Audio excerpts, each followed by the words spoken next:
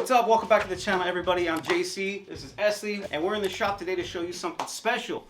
We're going to show you how we make these multimedia orders, whether it's a hat or a shirt, mixing our sublimation and our embroidery. So stay tuned.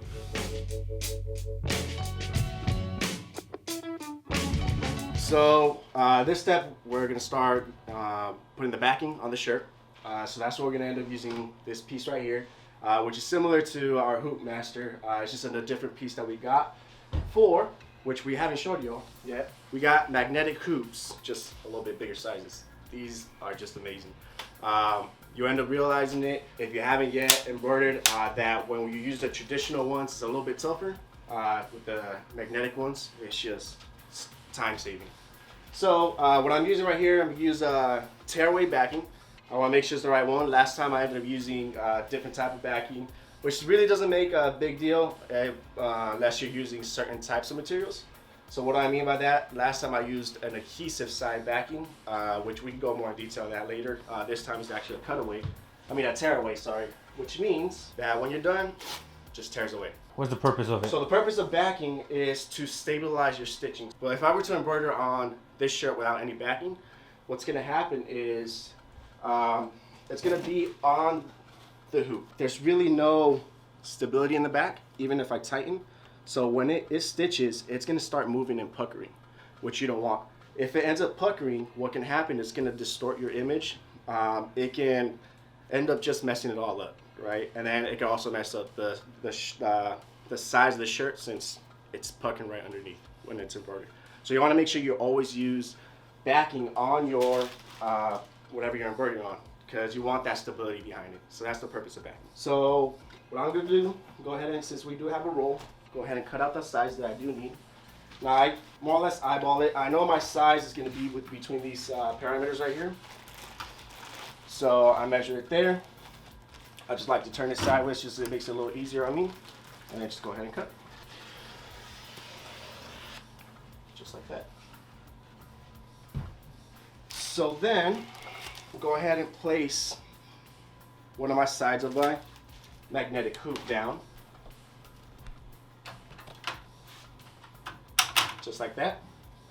We'll grab that backing and go ahead and use these clips right here. So what these clips are, they're magnetic clips to hold your backing in. Now it is a little longer. I got two options. I could cut it or I could fold it in. I like to cut it if it does go into my hoop. So in this case, I will just cut it one more time. Should be here today, actually. Help slice through some material. All right. And then you want to make sure that this is as tight as you can get it. Then we're going to go ahead and thread our shirt on here. So we're going to thread it. We want to make sure we center it. What I end up using is on the hoop talent. Is that what this one's called? There's actually a center line here. So I want to measure that center line to the center of my shirt. Now, this step, if you end up seeing one of our old videos on the Hoop Master, there's actually a grid that we end up using. For this one, depending on where you want to make sure you, right now we're eyeballing for right now. Just because it's a brand new process that we're going. So as far as the exact measurements, this is what I want you to go ahead and point out. So your hoop, you end up seeing that indent here. That's where your hoop actually starts. So that's the inside piece here. All right. I like to leave about 2 inches there. And if it's off, I just go ahead and tuck up or tuck down. And I just go ahead and adjust to the height that I actually need it. Now, depending on the design and where you want it to fit, you want to make sure that you get those measurements right. However method you like to use. I like to, again, eyeball. That's just me. My partner, JC, he's more precise. He'll rather have kind of measurements, so he'll probably come up with a tool that's a little bit better than this. But anyways, I like to leave 2 inches just because I know my design, at least for this, is going to be 10 inches wide. So that's going to be a good spot for me. And then outside of that is going to be the toughest part, hooping. Now, if you notice right now, you got some wrinkles, right? That's perfectly fine. What you could do with these magnetic hoops is just pull it a little bit, and it'll start tightening up those. It'll start releasing those wrinkles, and start tightening. So magnetic hoops, you don't really get hoop burn, which is the whole awesome thing behind paying extra to get a magnetic hoop. But if you're pulling too much, those magnetic hoops are very strong. You can cause hoop burn yourself. Yes. If you try to like pull a sheet underneath all the dishes really quick, you know what I mean? Like you try to pull your shirt out or whatever garment you're on really fast, just be gentle with it. If you need to just unhook the magnet and rehoop it too is fine. But Yeah. Now, like you mentioned, if there is too many wrinkles, just unhoop it and rehoop it. There was very minor ones, so I was able to go ahead and pull. You don't want to over pull as well because you're gonna end up stretching out your fabric, and when you're embroidered on that and it releases, it's just gonna pucker up again. So again, if it's small wrinkles, just like it had, you can slightly pull. Just make sure you don't pull too much. Now, how do you know? I mean, you can clearly tell if you're pulling too much on the thread or not. You don't want to see that those threads warp. I don't know if you guys can see that. Too much. it's transparent. Yep, gets too transparent. All right, outside of that, just taking the hoop off, and it just slides right out. Now we're gonna go ahead and hoop into our embroidery machine. You can actually see the embroidery arm underneath. The only thing that should be on this is the part that you're embroidering. What you don't want is the back of the shirt to be tucked in as well, or the collar to accidentally be tucked in, because then you're gonna sew straight through the top and into the back of the fabric, and then your garment's gonna be sewn together. All right, so now we're gonna go ahead and load up our design. So what are we gonna do? Right now I'm just gonna embroider a simple circle, which next step, you'll see why I want that circle. But I'm gonna go ahead and grab the design from our thumb drive, which I already loaded into the machine, and go ahead and load that up. Now you always want to make sure you set your hoop size. So in this case, it's not actually in the machine, so it does come preloaded with certain sizes. In this case, we do have a custom hoop, so we want to use the other option. Now, a couple things I want to point out with the other option. The other option, again, it's just giving you the whole general length of the embroidery machine that it could stitch on. So technically right now this is a 11 by 13. I can technically embroider a 20 by 20, which is way bigger than this, but the problem is my hoop is there, so it's gonna cause problems, right? So that's what I want you to be aware with the other option. It just opens up the limits of the machine, so just be aware of that. And then I'm gonna go ahead and center my design. So right now it is on needle number 1. I'll push the button. It is on needle number 1. So that is not centered. So it's gonna try to do my circle here. So the lovely thing about these is it actually has a grid here, just like any other grid. So 0 to 4.5 and then so forth. So I'm gonna manually go ahead and center this here. So the first thing I'm doing, I'm lining up my needle to this this 0 right here. All right, now that it's centered here, I want to go ahead and line it up to this 0 up here. Outside of that, that's it. Lock your machine, and then we'll click start. We don't want to, we usually end up doing the tracing option, but we don't want to do it with the other, because again, it doesn't know the parameters of it. It's going to go full all the way around, and it's just going to stutter, and it's going to make some funny noises that you don't want to hear. Eventually we won't have to use other. We can go in. Racoma actually has settings in the system where you can go in when you know the exact measurements of each of the hoops. We haven't done it yet just because these are all brand new hoops. We ordered just the first 2 5-inch by 5-inch magnetic hoops, and we loved them so much that then we ordered 11 by 13s and 13 by 4s and a whole bunch of different ones. So once we know the exact measurements of what we're using, we'll create custom hoops where we can just hit whatever we name them basically, whoop, and then the machine will know. But for right now, it does.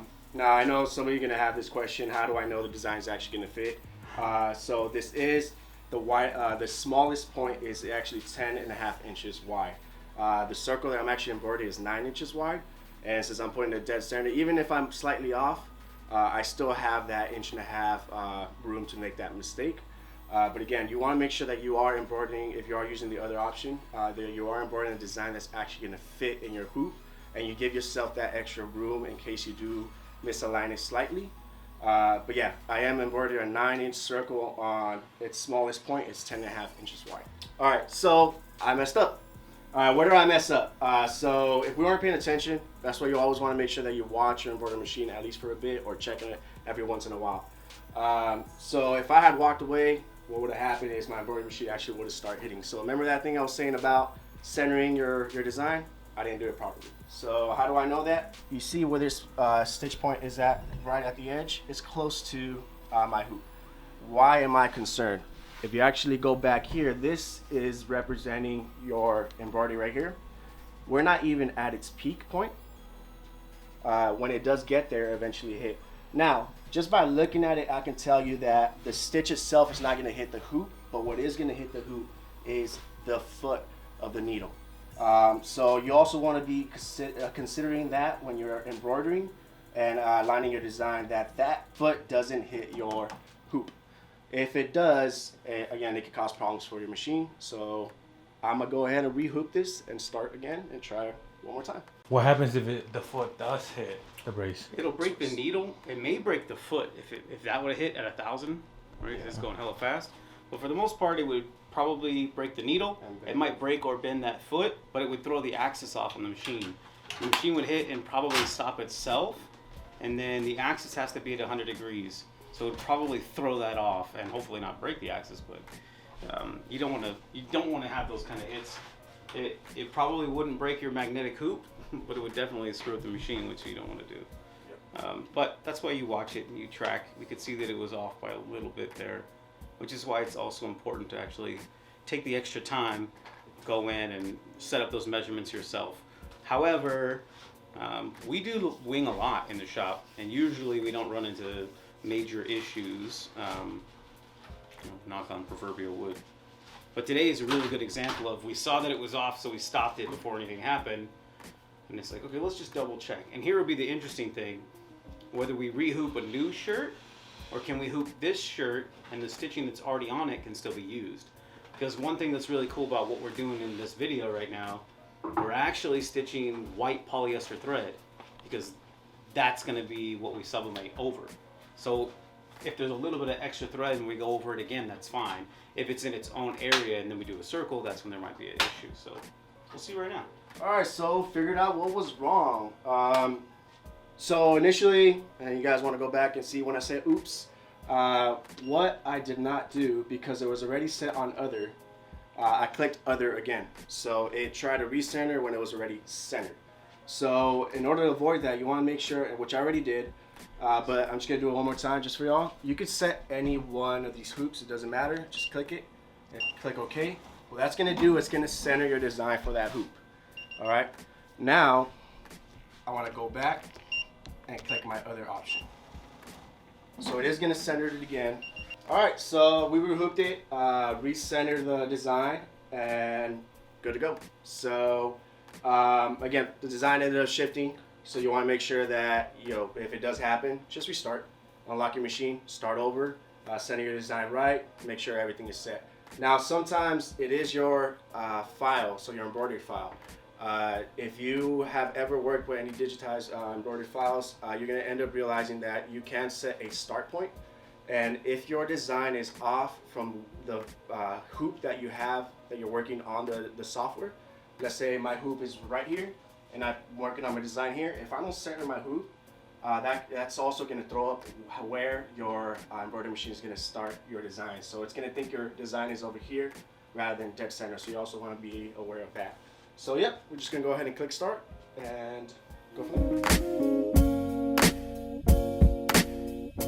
there. So again, this is why it's important that you look at your design. Eventually, it would have caught it.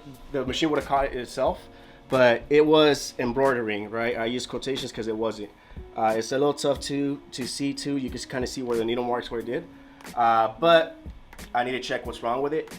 I'm assuming it's going to be the bobbin. I'm not sure yet, but that's what I'm going to check. Yep, bobbin.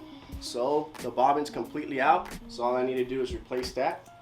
And for all of you that don't know what bobbin is just basically thread. It's polyester thread, 60 weight, and all it does, it anchors your stitch from the top. It anchors at the bottom. So anytime you have embroidery, if you flip it around, you can see threads in the bottom. That's gonna be your bottom. So I ended up hooping it.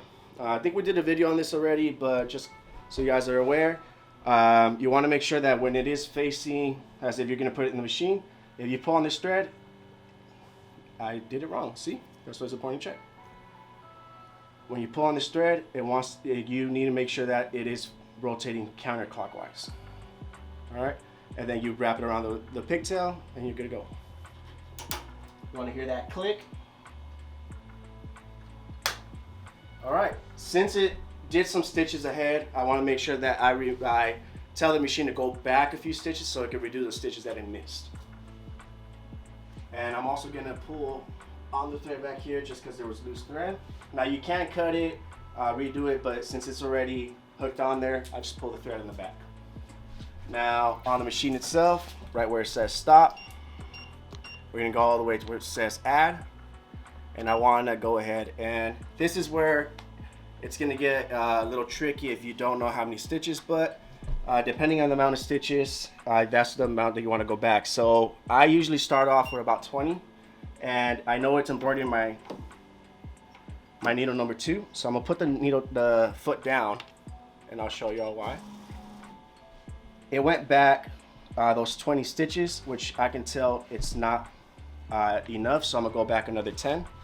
And you're gonna just have to do this a couple times. Now, depending on your embroidery and what you're doing, you could probably get away with just, let's say, removing 100 stitches and starting over. But because this design has a lot of open gaps and it has basically like a sequence, like it has a pattern, you want to make sure you get it as spot on as possible to the last stitch that it didn't stitch on. All right. Another thing you want to make sure is if your light is green, that means that machine still thinks that it's good to continue embroidery. The problem is it didn't sense that thread break, or in this case it was a bobbin. It will still sense it that it was a thread break, so it turned into a red light. If it's not red, if you push start, it's just going to continue embroidering and the last spot it left off. So let me just give you a quick example. I push start, you're going to notice that it's not embroidering anything at all. The reason why, again, the machine thinks it's still good to go. So you want to trick it into thinking that it was a thread break, and all you do is push up, you're going to get that red button there. And the moment I push start, it starts embroidering again.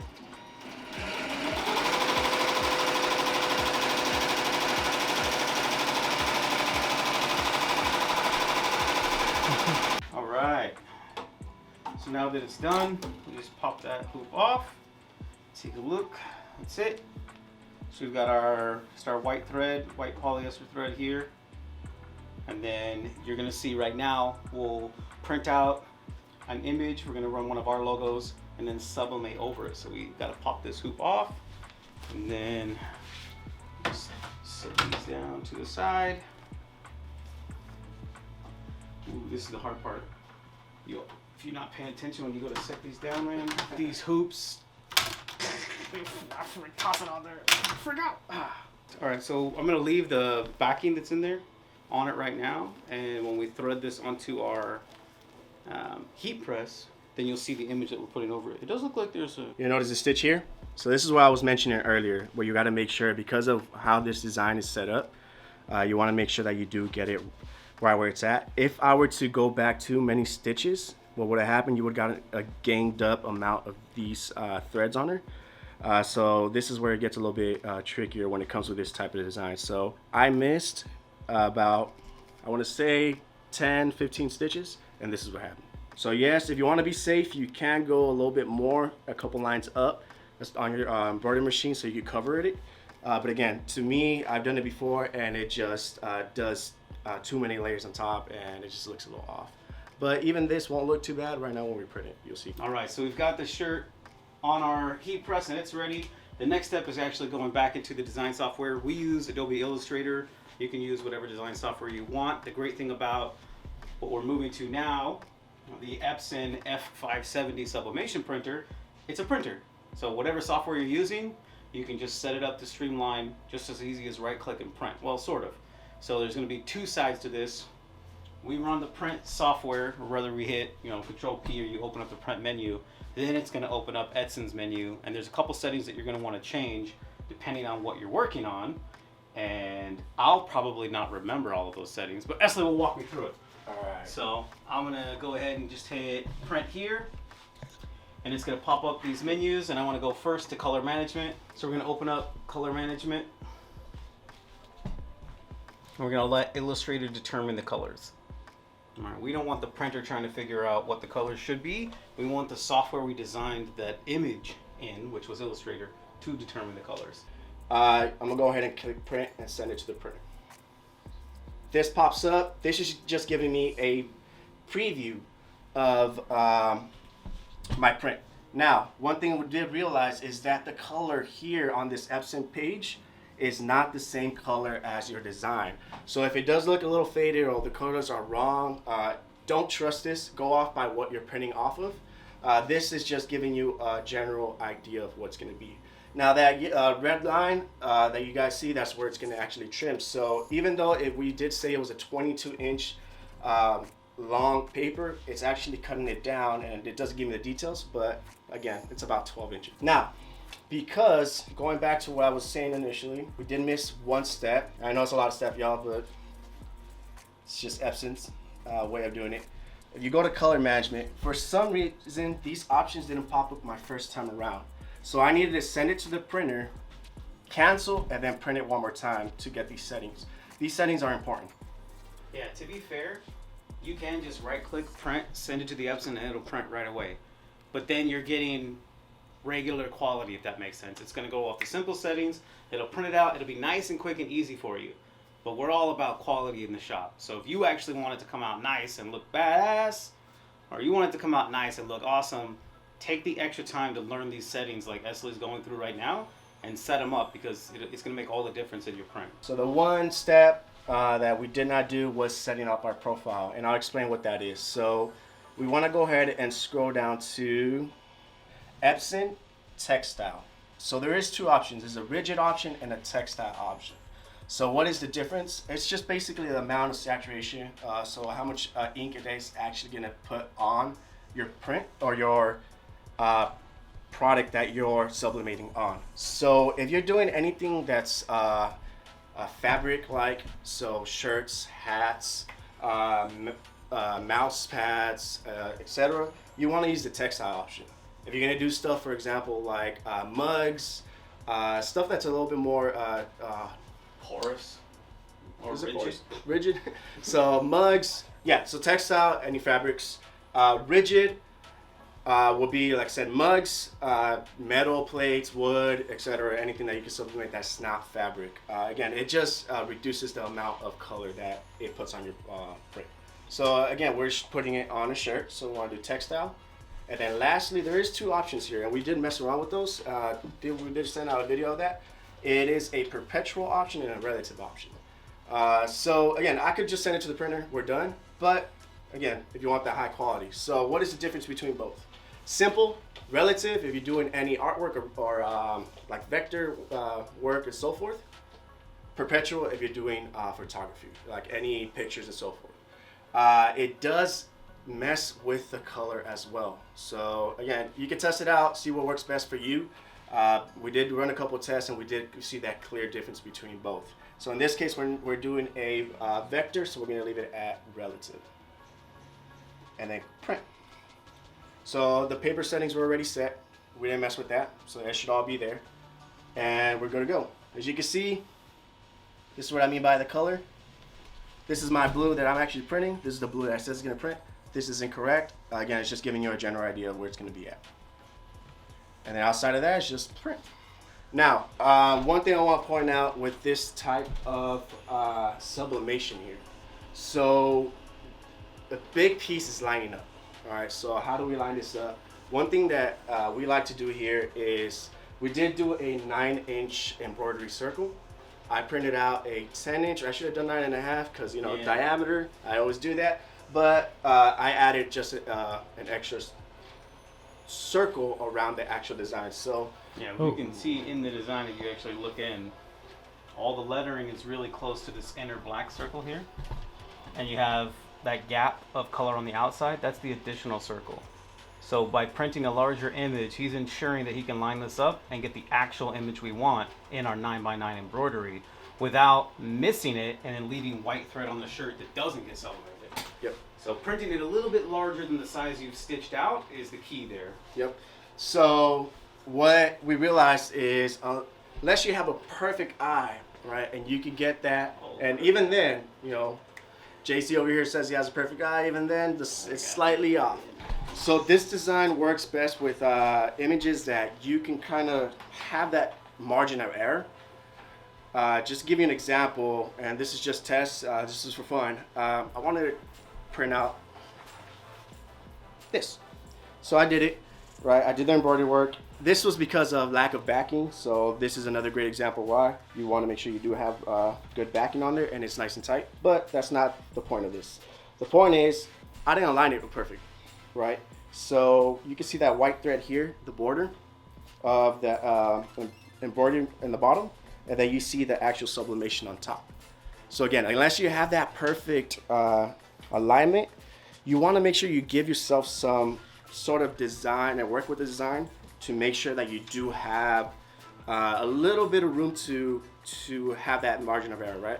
So if I would have, let's say, put, I don't know, some lightning bolts in the back, or let's just say a cloud for some reason, I don't know why, or some smoke, I could have put in something in the design where it still looked great with it, and it still gave me that room to mess up. Because again, you're not going to always get 100% right. So I just cut off some of the excess on the outside. It does look like our image is really large, but that's just because of the margin on the outside. Really, we just want from the letters in. So I do want to point out, this, at least with Illustrator, the Epson machine actually automatically mirrors the image. So you want to make sure if it does, your software doesn't mirror it, to mirror that image, or else it's going to be backwards, you know? Yeah, so by mirrored, it just looks like the image is completely backwards, which is fine. It's what we want. So now when we line it up, you just want to make sure we can just place it down. It's not like it's going to stick or stop melting or anything like that. You want to line up exactly where you want everything to be. That bottom line of the hanger here always helps us make sure that the design's not crooked, right? We want to take the shirt off and then have the hanger, you know, facing a different direction. So that actually helps us line it up where we're going to want it. And there's a reason you should do this. And we say it and then we don't do it, and the reason will happen. All right, so get your image where you want it. Just tape it down, just so it doesn't move. It probably won't move because these are really large and flat. But if it does, then you did all of that hard work and your image moved. So the tape will just help it stay on the shirt. You can make sure it's good. So I can see right now that the hanger actually is turned a little bit to the left. All right, and then everything that you sublimate or you're working with in general has different temperature settings. So we found that for us, we're not even using the bottom platen right now. We will for other things we sublimate, but 380 degrees from the top works out just fine. This is a 48 seconds, so if you check Epson, they'll tell you for their paper and their ink, you want around 400 degrees for around like 50 to 60 seconds, depending on what you're working with.